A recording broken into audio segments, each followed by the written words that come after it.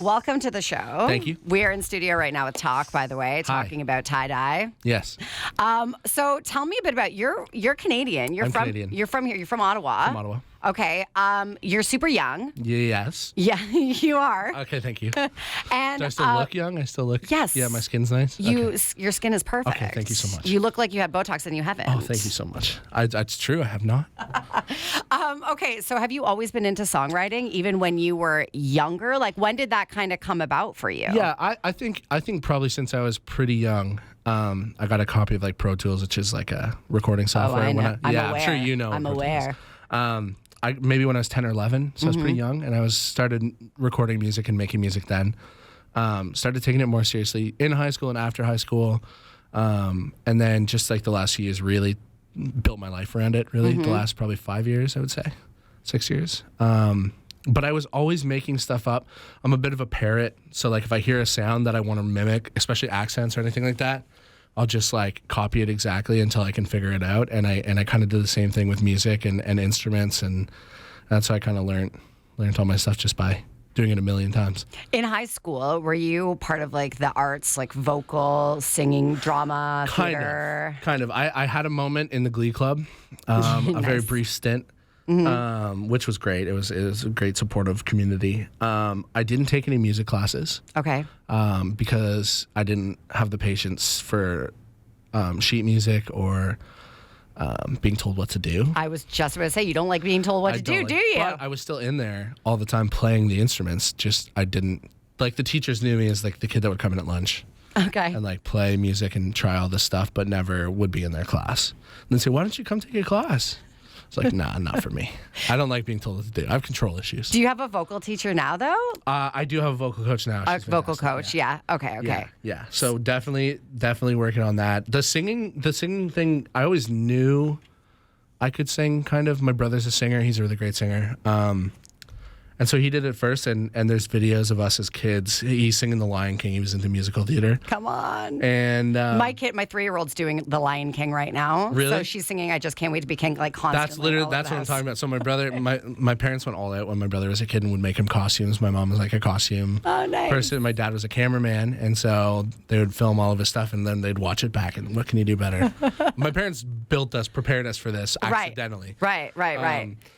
But there's one clip where I'm maybe 2, and my brother's singing, and we'd only realized it last year. I was actually singing at the same exact like time as him, but you can't tell because I was singing it perfectly. Oh. When I was like really, really young. Wow. So we only realized when I was going through footage that I was singing the whole time. My brother was singing, but no one really picked up on it because I was a quiet little 2-year-old. Whoa, that's like the parrot thing too, I'm sure, right? Yeah, like exactly. That's where it comes from. And like my grandma would come over and she'd be like, "Oh, should like that Shania Twain song is on?"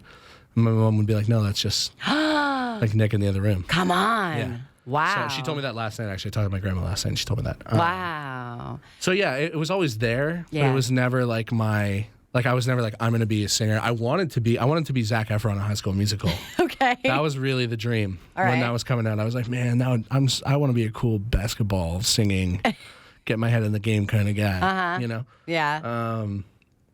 And I slowly developed into that, I think, later on. Yeah. But it took me a while. I thought singing wasn't cool because like my brother did it and my brother wasn't cool. Like that's what I thought when I was a kid, but he's actually the coolest.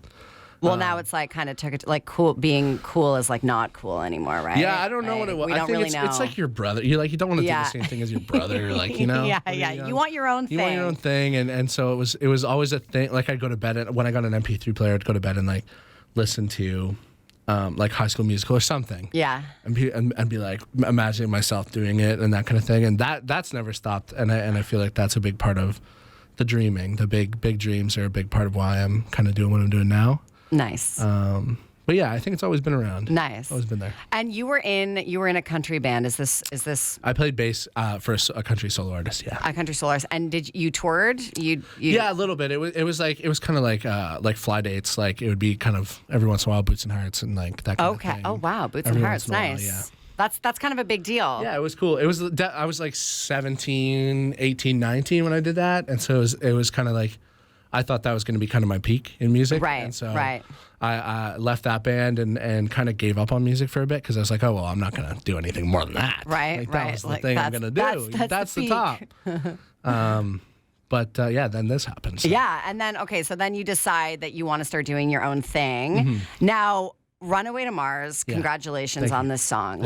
It is huge and it is so beautiful. Thank you so much. But you wrote this song, it's been out for a while. Yeah, it's been out for a year and a half. A year and a half. Maybe more. I don't actually know. I've lost track of time a little bit this year. So, and TikTok kind of made it explode into what it is. Is that right? Yeah, it's been a journey. It was I knew the song was good. Pretty much right after I wrote it, I sent it to my usual friends, and usually the response when I send very limited demos is oh, this is good, you should finish this. But this one was holy swear words. Yeah. And so I knew it was going to be great. I think a lot of people were aren't you excited? Isn't this the most incredible thing, when it kind of reemerged a few months ago? And I think I definitely am excited and happy. But it was more validating, I think. Yeah. And it was more I expected that the first time. Right. I think all artists should be confident in their work, of course, and everything. But I knew it was good, and because it meant so much to me, and I could see in the small sample size when we released it the first time, everybody who had seen it had a similar reaction who had heard it. Yeah. And so I think it just didn't reach enough people the first time, and so I played a show in Quebec City before Luke Combs. They thought I was a country artist at the festival, and that was great. So I took it and ran with it. I don't consider myself a country artist, but anyway, it was a great night.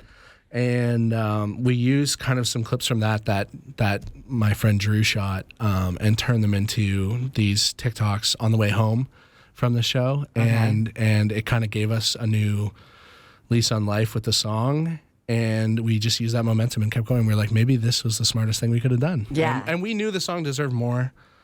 We knew that it didn't have the moment that we thought it should have. And so yeah, I was excited and happy, but not surprised. Okay.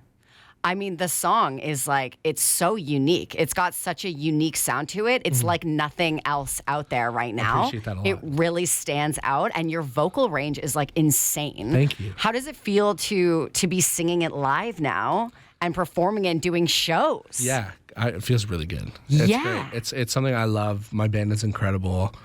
We're just finally starting to get more and more. Yes. It was so busy, and trying to figure out what the best way forward was in terms of the business, the record deal side of it, and everything, and trying to figure out what the new music is. We're working on a new album right now. Well, you have an EP that was just released. I have an EP that was released a year ago. A year? Okay, yeah, sorry. So yes. No, it's fine. It all came out at the same time, and then it's a few months ago, it kind of had this resurgence. Yes. But yeah, there's a new album that's currently being written, and it's really good. It's awesome. I'm really happy with it. I'm so hard on myself, and I can confidently say that this feels really good. Yay. So I'm really excited. Everyone's really excited about it.